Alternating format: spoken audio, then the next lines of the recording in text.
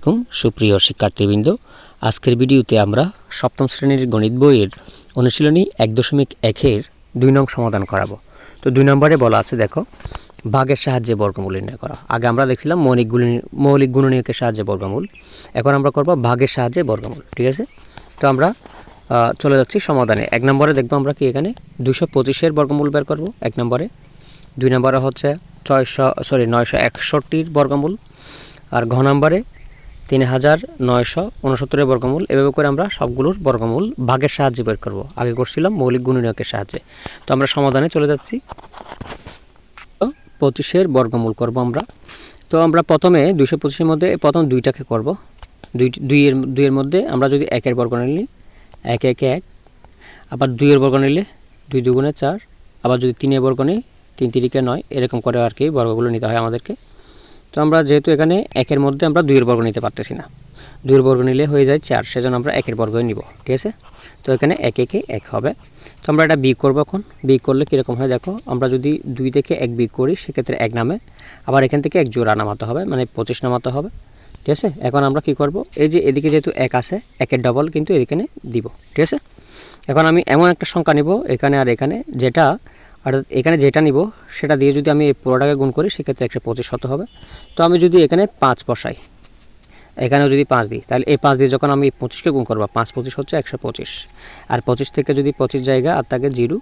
ঠিক আছে, তার মানে আমরা এখানে বর্গমূল পাইলাম কত, 15। ঠিক আছে, তাহলে 225-এর বর্গমূল হচ্ছে, এটাকে বর্গমূল করতে হলে একটা বর্গ রুট উপর দিতে হয় আর কি এখানে। তাহলে বর্গমূল হচ্ছে 15, নির্ণয় বর্গমূল হচ্ছে 15। ক নম্বরও সেমভাবে আমরা সমাধান করব। ক নম্বরে যেটা বলা আছে দেখো, এই যে 961 এর বর্গমূল নির্ণয় করো।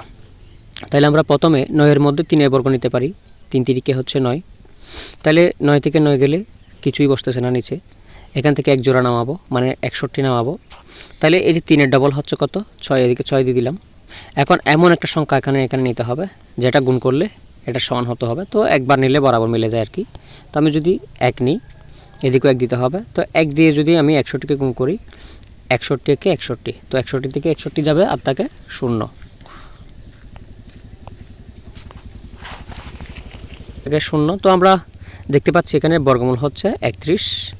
তো আমরা যদি 961-এর বর্গমূল যদি বের করতে যাই, এটার উপর একটা রুট ওভার দিতে হবে আর কি। রুট ওভার দিলে সেক্ষেত্রে 61 বেরিয়ে আসবে, যে ভাগের সাহায্যে আমরা বর্গমূলটা বের করলাম। তাহলে নির্ণয় বর্গমূল হচ্ছে 61। একইভাবে আমরা গ নম্বর যদি দেখি, 3969-কে ভাগের সাহায্যে বর্গমূল করো। ঠিক আছে, বর্গমূল বের করবো। তাহলে এই যে 39-এর মধ্যে আমরা 6 বার নিতে পারি, 6-এর বর্গ যেহেতু 34, 7-এর বর্গ 42 হয়ে যায়। অর্থাৎ 30-এর বর্গ হচ্ছে বর্গমূল 6 × 34, 6-এর বর্গ হচ্ছে 34। তো 39 থেকে যদি 34 যায় আর তাকে 3, এখান থেকে 1 জোড়া নামবে, মানে 69টা এখানে নামাইতে হবে আমাদেরকে। নামানোর পরে আমরা এখন এই যে 6-এর ডবল এদিকে দিব 12। এখন এমন একটা সংখ্যা নিতে হবে যেটা এখানেও বসাতে হবে, আমাকে এখানেও বসাতে হবে, তাহলে এটার সাথে মিলে যেতে হবে। তাহলে দেখতে পাচ্ছি আমরা এই যে 3 বসালে, দুই পাশে যদি 3 বসাই, তাহলে 3 123, 3 123 হচ্ছে 369, তাহলে কিন্তু মিলে গেল।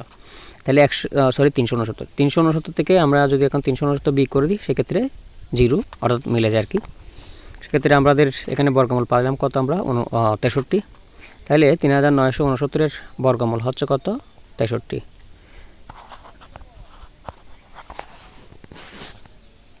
তো আমরা দেখতে পাচ্ছি আরেকটা 10,404, এটার সমাধান করাবো। তো দেখো এখানে আমরা প্রথমে 1-এর বর্গ নিব, 1 1 1। তো 0টা এদিকে ফাটাই দিব, অথবা তুমি চাইলে 10ও নিতে পারো, 10 10 100 এরকমও নিতে পারো।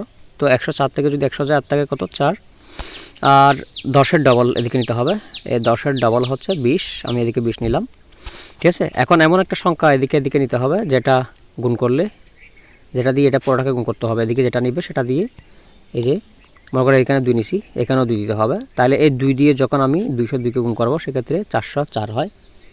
তাহলে 0 থাকে 0।